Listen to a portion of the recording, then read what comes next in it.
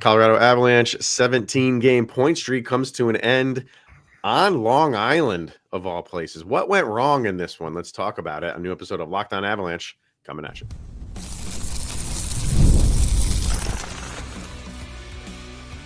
You're Locked On Avalanche, your daily podcast on the Colorado Avalanche. Part of the Locked On Podcast Network, your team every day. All right, everybody. Welcome to another episode of Locked On Avalanche, part of the Locked On Podcast Network, your team every day. I'm your host, Chris Micieli. Joining me as always, Mr. Zach Pearson. Thank you for tuning in, making this your first listen of the day, and for making the Locked On Podcast Network the #1 sports podcast network in the country.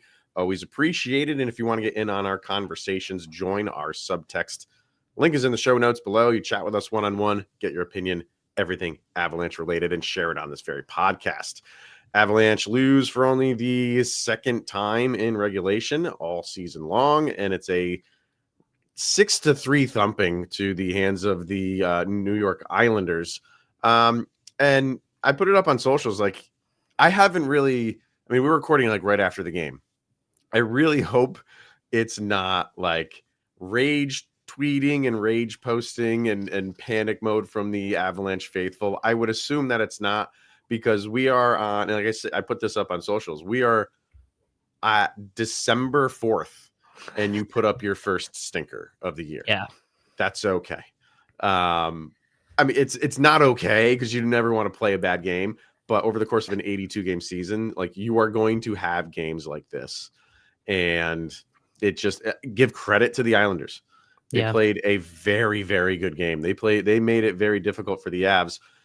I guess the one like kind of a silver lining in this for the Avalanche is like they still were in the game. They still were in the game towards the end. They had that power play where they, you had the power play and pull the goalie. And I was like, maybe that's what we need is 6-on-4s. Every time we get a power play, doesn't matter when it is during the game, just pull the goalie. I'm thinking that if they had scored on that power play, which of course they did not, because the power play continues to be the bane of our existence. But thoughts on the game? Just one of those for me.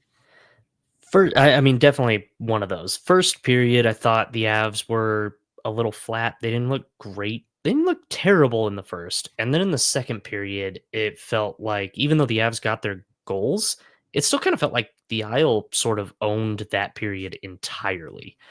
And then the third period comes around. The Avs are doing everything they can to try and score.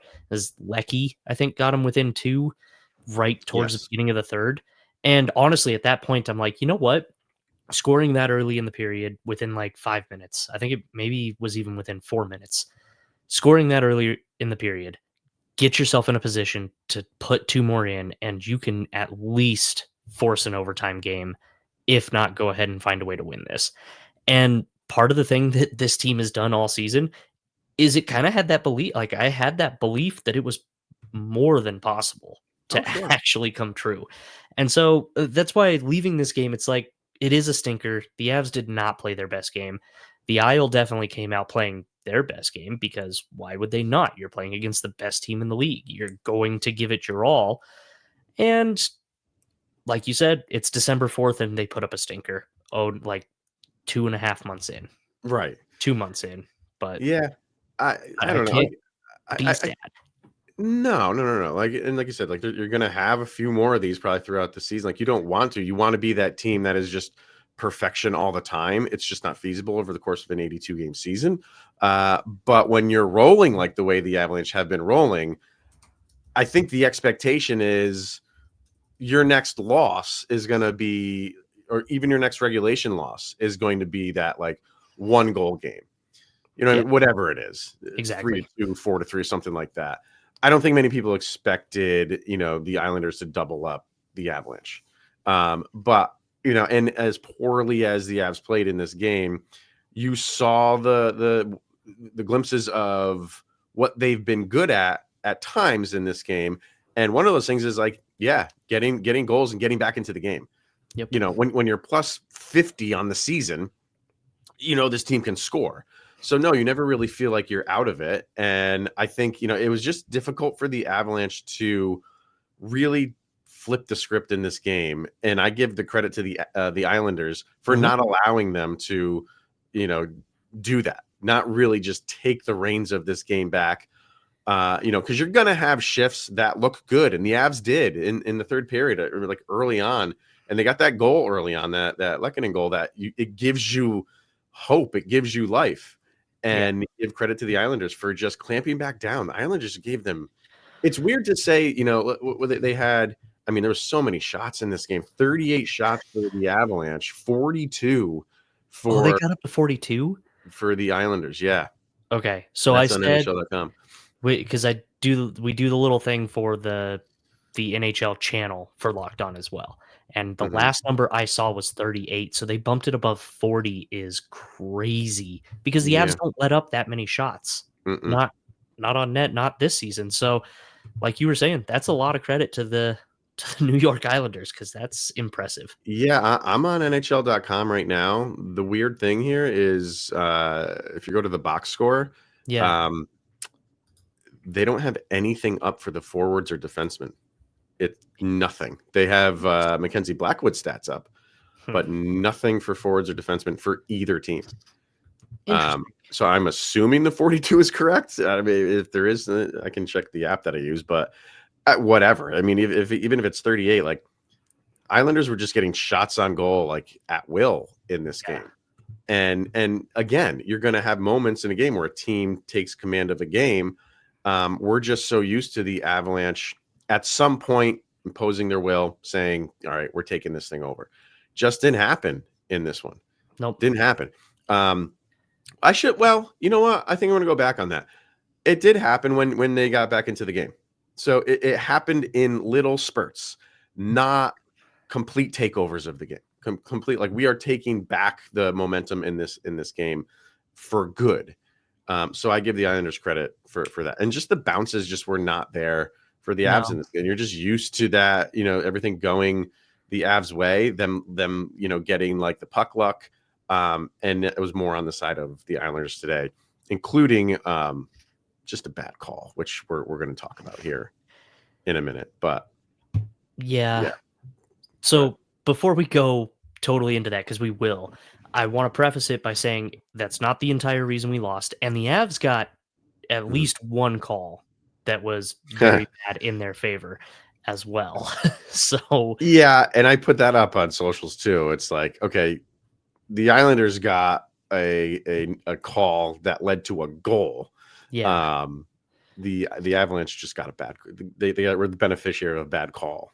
Of Parker Kelly just stepping on a puck and them thinking it was a trip. Rough game for the refs though. And again, I'm not going down the road, the rabbit hole of like that's why they lost. No, the Islanders were the better team in this game, but there were just caught like officiating was not great. There were. I remember Necas. He got tripped on one of them, which they called, but there was another one that they didn't call. On both sides, like there was a lot of just what is going on in this game, just kind of like a free for all. The one that they called too, the trip against Necas, that one to me felt like a by the letter of the law because his stick was in between the legs and hit Necas in the shins / on the skates. You do need to call that every time.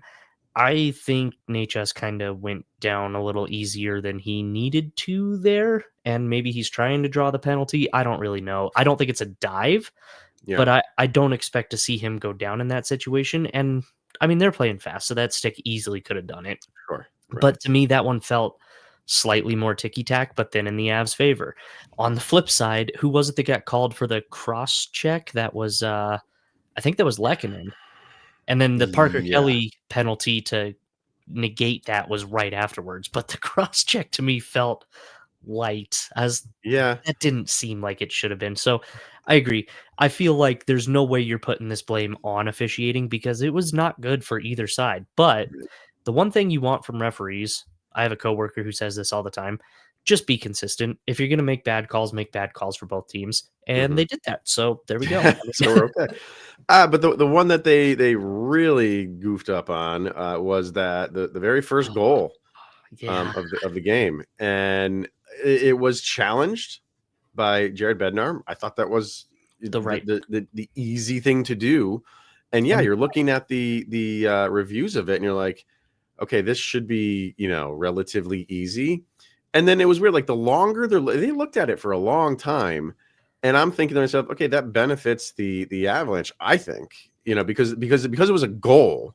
Yeah. I think that the reason they're looking at it for a long time is to make sure that they are going to overturn this. That's what's going on in my head.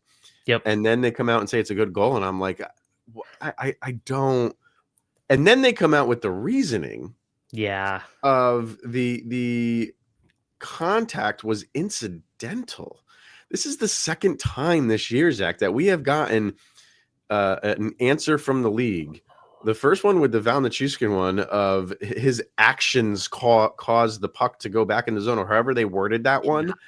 And this one it was incidental contact. What are you talking about? There's 2-3 guys in there that went in on their own to go hammer at the puck. That's not incidental.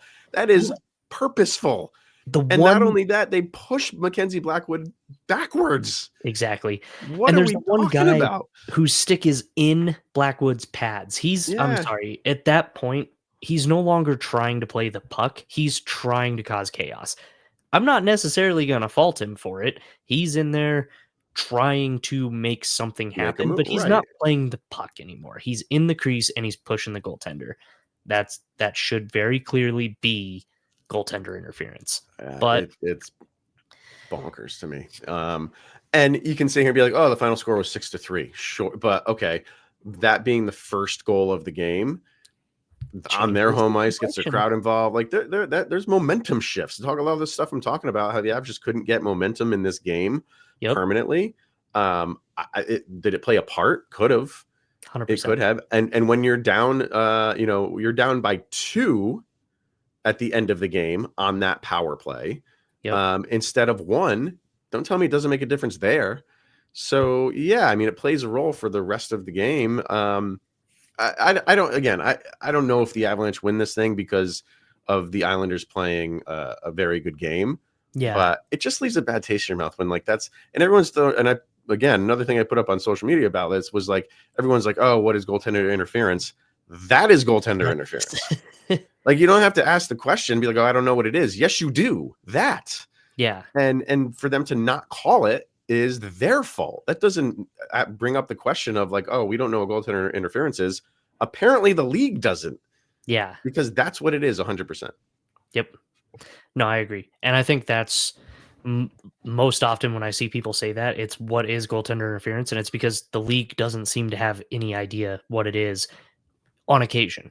They get it right often enough. I'm not going to sit here and try to blast the league, but this is a situation where they got it flat out wrong. Flat out. So, all right, more to talk about with this one. And of course, we have our sound checks to get to, and people from subtext are chiming in, I'm sure. So a lot more to do.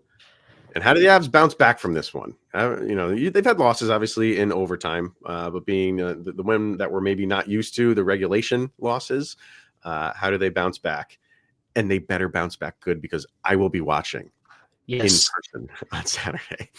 So don't let Chris down. No, of course not. So we'll do all that next. All right, let's hear from Game Time. The World Cup is coming back to North America for the first time since 1994.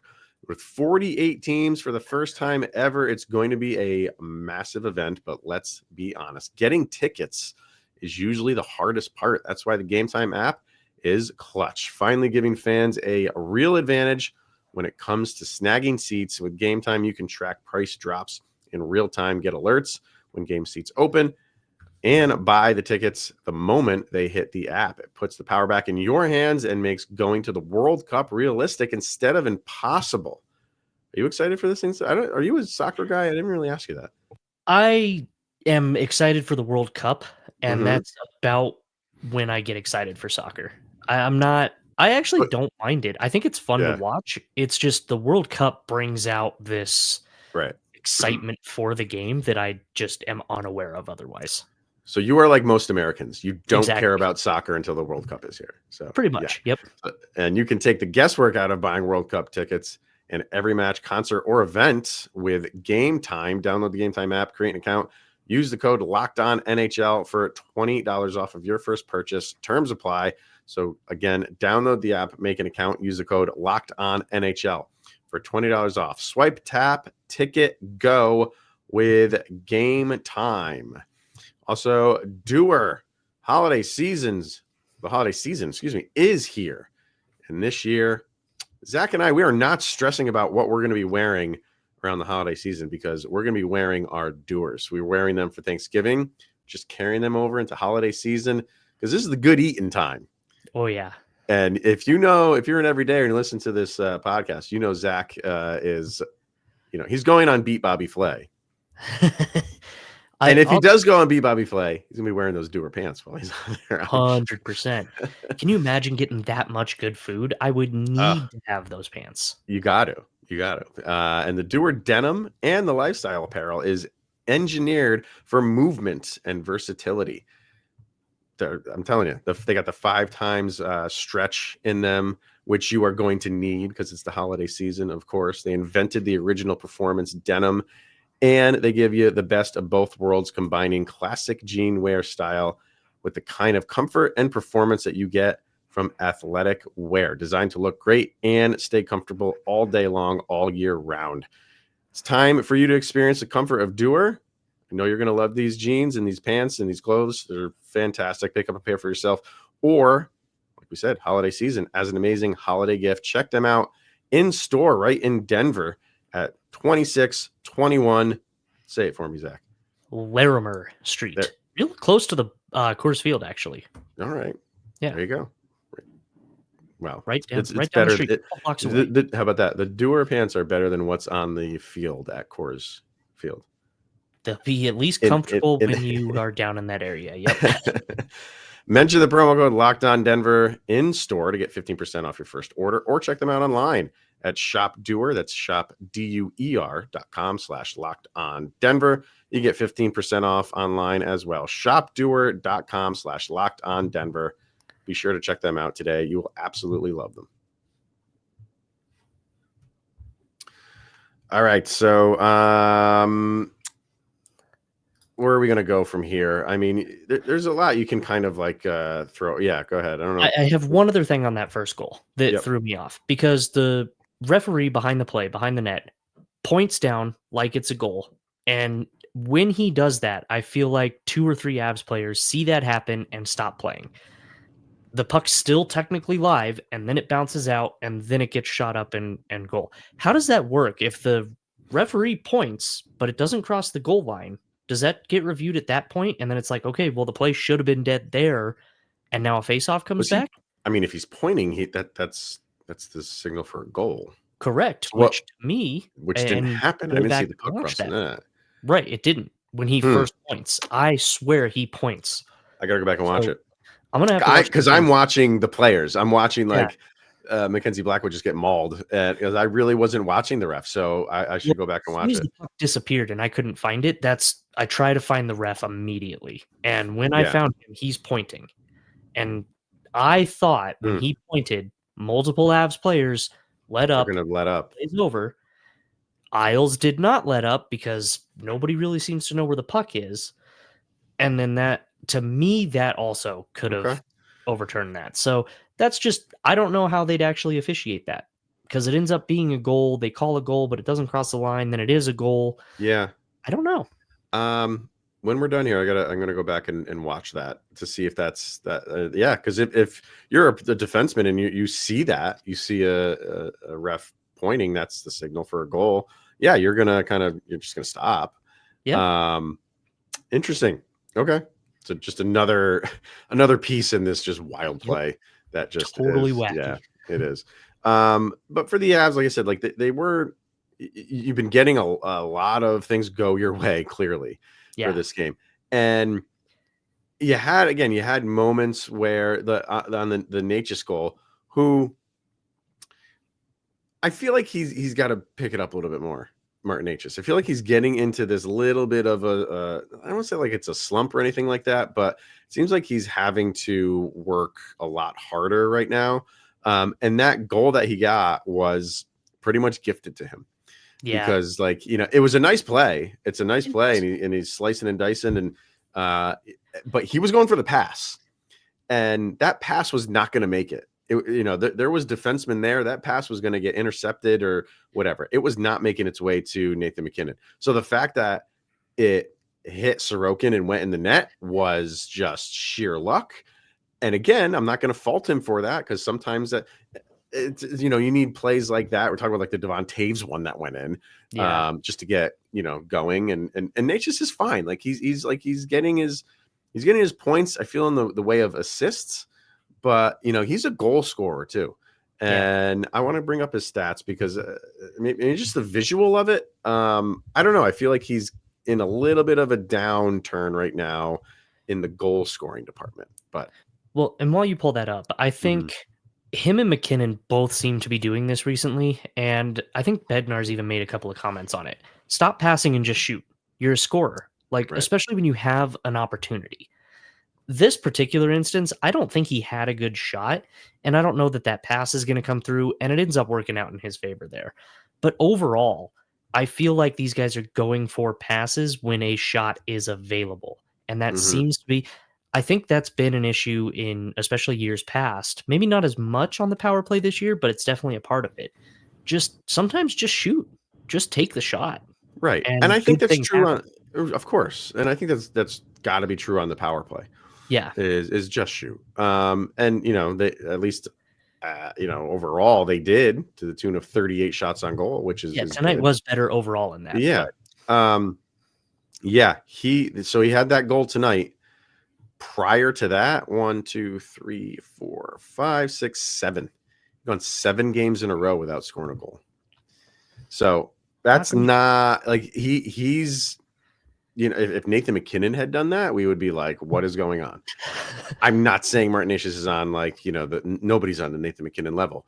But you're going to be paying him $11.5 million. He's your top line guy, and he's helping out. So let's see, the game against Vancouver, nothing, but the game prior to that in Montreal, 3 assists, 2 assists in the Sharks game, 3 assists against the... So he's getting assists, which is fine, which, that's part of your game too.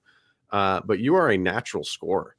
You're a natural goal scorer. So, hey, maybe this is one that kind of gets him back into the goal scoring department, but I'd like to see that tick back up for him. I agree. I think, if we're going to really talk about what causes a bounce back, I think take those shots, stop going for the passes. That in general, I think will open things back up. And I think that will open up the second key in my mind to get a good bounce back: score on a power play. You just got to put one in. And again, I'm not going into panic mode. I'm not overly concerned. It's 1 loss and it's only your second regulation loss. But we've brought up the power play through all of these wins, except I think the only time the power play wasn't a problem was the Devils game, and that didn't go our way. So, you got to correct it in these wins. You got to be able to do it in a better way, and I think that's going to help out. So, and shooting is going to be a huge part of that. I really think that in general, who's taking shots, and even if he's shooting for the rebound, Gabe Landeskog. And you know what happens when he shoots even for the rebound? Nathan MacKinnon is right there knocking that rebound home. Yeah. Or Necas might be, or Lehkonen might be, or Val might be. I need these guys to start taking those shots. The only other piece I think that I have, the zone entry on that second power play was horrible tonight. And that was their first real power play, because their first power play was 10 seconds, 8 seconds. Like 30 seconds. I think it was like a full 30 whole seconds. I think was it 30? Okay. Yeah. But their first full power play, the second power play of the game, that top line did not enter the zone, I think basically at all. At one point, I'm just like, dump it, go chase it. Just throw it in and try to skate in and get it, because you're not carrying it in. They're trying to be too fancy, and I think that's kind of causing some issues. Well, and that's where I think the shot comes in too. You're trying to be too fancy. You're trying to get those passes. Just throw it at the net and then go for the rebound. Yeah. I don't keep track of assistant coaches throughout the year. I had no idea Ray Bennett was the assistant coach for the Islanders. Oh, geez. And they are the worst power play team in the league this year. They are 32nd. Their power play. The penalty kill, I don't remember what they said their penalty kill was, but I think it's also not great. it looked okay. It looked okay today. Well, yeah, what's easy is 32nd power play, and they got a power play goal on you. So, yep. Yeeks. That's what I'm saying. Like, it just like you're down 4-0. That's just territory that you are completely not used to so far in this season. Down 1-0. Okay, even after because with the penalty, not the penalty, the non-call goalie interference, like, yeah, it stinks, but even Nathan MacKinnon said it. Like, we don't panic. No, there's no panic in this team, and even oddly enough, down 4-0, there was probably no panic in this team. They're just going to continue to play their game, chip away, see what they can do. But it was just the whole thing to me just seemed just out of sorts for them.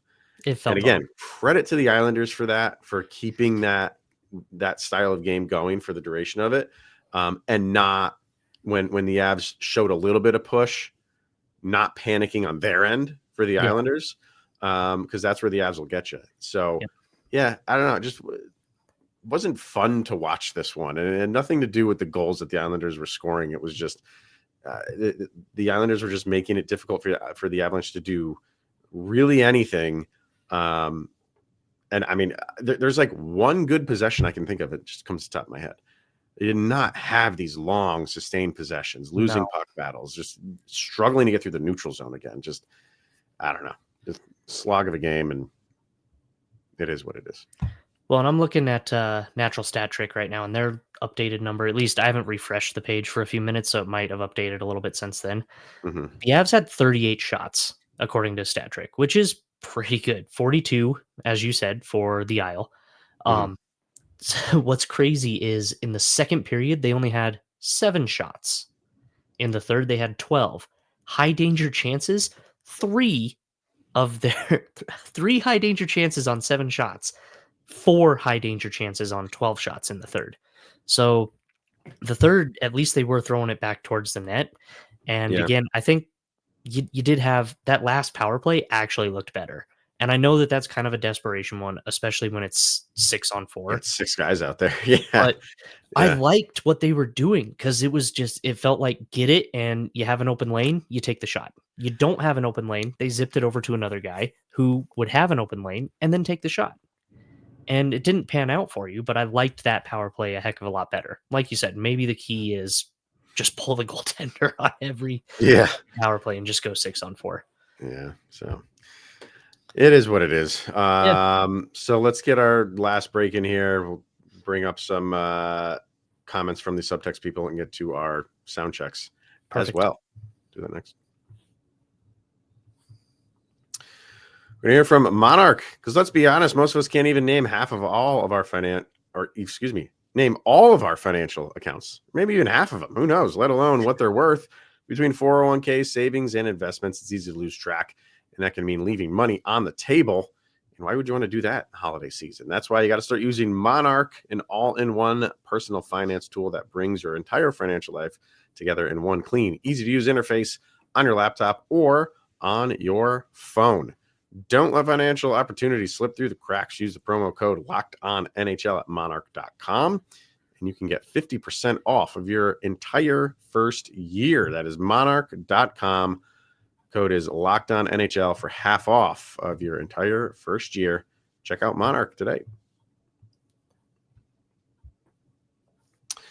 All right, so let's get to some. Is there anything over here on? I'm looking at the stat cards, the hockey stat cards. And believe it or not, they have Martin Necas as the top game scorer for the Avalanche at a 2.21. Scoring a goal, helps that. But again, that's not to say like I think he's playing bad. I don't think he's playing poorly. It's like the power play. Things look good. It's just not getting the puck in the net. So you'd like to see that improve. Let's see. Over on subtext, we have, Christina says, that's the worst game they've played all season. Just couldn't get it going. Islanders came to play and play they did. Avs were outplayed. It's rare that I give other teams credit for a win, but the Islanders deserved that one. Also, don't like to blame refs a lot, but some very dumb calls on their part tonight. Actually, she said hella dumb calls on their part tonight. That's what the kids are saying, I guess. Hella is it's a whole nother Marvel thing for me. I was going to go down the geek rabbit hole, but no, we won't do that. Makes you wonder how the game would have gone had they called off that first goal. Yeah, like we were just saying. Like they should have. Still only 2 regulation losses this season. Got to shake that off. On to the next one. And that's why I have that thing up there, the second bullet point of, what's the bounce back look like? Yeah. You haven't been in this position a lot. Sure, you've had the overtime losses, the shootout losses. You take those hit a little bit differently, especially the shootout ones, than the regulation losses. So this is number 2. Every team's going to be gunning for you because of where you are right now. And that should be no different on Saturday against the Rangers. But you want to see what the bounce back looks like, especially in a game like this. When you lose to like something like the shootout to like Minnesota, sure, you want to bounce back to that. But when you lose in regulation, which you haven't done a lot this year, and when you really get outplayed and you surrender 6, what does the bounce back look like? So I'm really looking forward to it. I'm watching this game with my wife, and she's like, is this what we're going to be watching? I'm like, no. I'm like, I'm actually okay with this because what we're going to be watching is a team that's angry of what's happening, of what we're watching. Hopefully. That's what I'm expecting. So we'll see. Yeah, I agree. No, I totally agree. I think we'll be seeing a team that's. I had to go back and look real quick because their only other regulation loss was the one against the Bruins, and I couldn't remember what the game after that was. That was a back-to-back, and that was a overtime loss to the Devils.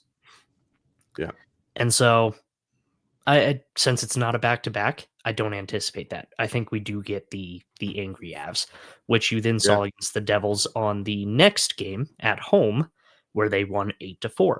So I'm feeling okay. And the Rangers are coming off a win. Actually, they just won tonight too in Ottawa. They won 4-2.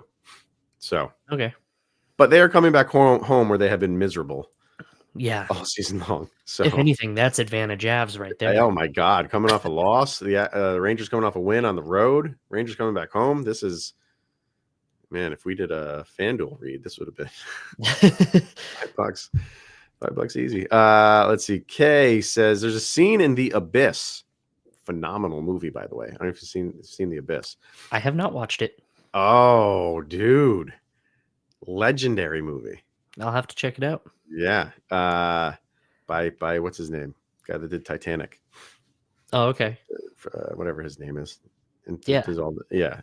There's a scene in The Abyss where the Navy SEALs are down in the sub looking for survivors, and they come across a body. One of them starts panicking, and Michael Bean, I don't know how to say his last name, says, all right, we knew we were going to see this. And then she says, that's this game. Like we knew we were going to see a dead body, basically. It happen eventually. Yep. Bad luck, poor play, Sorokin on fire, Blackie not great. It happens. Yep. Yeah, I don't think we gave enough credit to Sorokin in this one either. He did have a really good game. He was really good. He looked calm all night too. Really did, especially in that first. Like I didn't like. Well, if you're an Islanders fan, you loved it. Yeah. I didn't like that. I'm watching him, and I'm like, he is way too comfortable. Yeah. You got to make life a little bit miserable for him, and that's the one thing. If you look at the heat maps for the Avalanche, they're not, especially like the 5-on-5. Yeah, is okay. Like you need more there. Nah, it's okay. It's not bad. Their main shots are from right in front. I mean, that's still the majority, but you do want to see some more. That's surprising to me. You do want to see some more. I don't really know. Yeah, just have the bodies in front. I felt like we had some shots up there, but I felt every rebound, everything that bounced out, everything that went in front, there's 2 Islanders players minimum there to get the puck out and take care of any of those bounds. You didn't have that rebound over to MacKinnon. You didn't have those types of opportunities. The Lecky greasy goal. So I think you had to get some more pressure. I agree. He was a little too comfortable. I think so. So What you got to do clearly is get in the crease and jam your stick into his pads. I mean, if they're not going to call it, they explicitly said that's allowed today. Absolutely. So. All right. Let's wrap this thing up with sound checks, and that's where we pick a song that summarizes the most recent game. Put these songs up on a playlist on Spotify and on YouTube Music. And just search LOA Soundcheck Volume number 5 is where these songs go. So what do you got for this one? Well, you alluded to it, and that's the route I went for my sound check. Every team that plays the Avalanche, when you're number one, every team's going to come after you. And so I went with a cover. I went with the Colorado band Wake Me, they're really awesome. Check them out. Okay. I went with their cover of Everybody Wants to Rule the World. Oh, first of all, great song. And the cover's really good too. I'd love to hear a cover of that. Yeah. It's really good. But I also think it fits. Everybody wants to be on top. And when you're number one, you've got that target. Wallstedt after Minnesota said it, well, we're the best now because we won. Or he said, we're the better team, whatever. Yeah. Everybody wants to prove. Like even Nashville's going to come out and be like, no, if we can beat the Avs, like I know that doesn't put us at the top of the NHL, but you're going to go out with that little bit extra there. So that's the route I went. I love it. Yeah, I think that's a very good one. It fits. It's true. So, and you're right. Mine kind of it's in the same little world. But everything that we were talking about is just things were just off for the Avalanche, just a little like all that crisp passing that we've seen and just everything kind of going their way just wasn't there in this game. And then giving up a 4-0 lead, giving up 6 goals overall. Sure, one was an empty netter, fine. It's just not what we're accustomed to. Yep. So I went with my boy's audio slave and went with Doesn't Remind Me. Nice. Okay. I like it. Nothing in this game reminded me of what the Avalanche have done so far this season. Watching them play. Well, this doesn't remind me of anything. Anything. Right. Perfect. Exactly. So anytime I get a chance to pull a Chris Cornell, I'm going to use that opportunity. And this one just fits good. So, yeah. All right. I'm going to have to keep in mind to probably avoid if I think a Chris Cornell song fits, because I don't need us picking the same song again. I'll probably have it. Yeah. So, all right, go check those out on the playlist. And then a back-to-back coming up over the weekend. So I'll be in the arena at MSG on Saturday. If anybody's happens to be on the East Coast, send me a message. We'll link up somehow. And we'll be back on Monday to discuss the back-to-back and how things went. Also, not how you want to start a road trip. Never even mentioned that part of this whole thing, too. True. Don't want to start a road trip off like this. So I got to turn it around as fast as possible. We'll be back on Monday, like I said, to talk about how the weekend and the back-to-back goes. So make sure you're tuned into that. But for this one, thank you for tuning in, making it your first listen of the day. That's always appreciated. He is Zach Pearson. I am Chris Micieli. This is the Locked On Avalanche podcast. We'll see you guys on Monday, where, of course, you will have made it through another weekend where Sidney Crosby's that much closer to being with the Colorado Avalanche.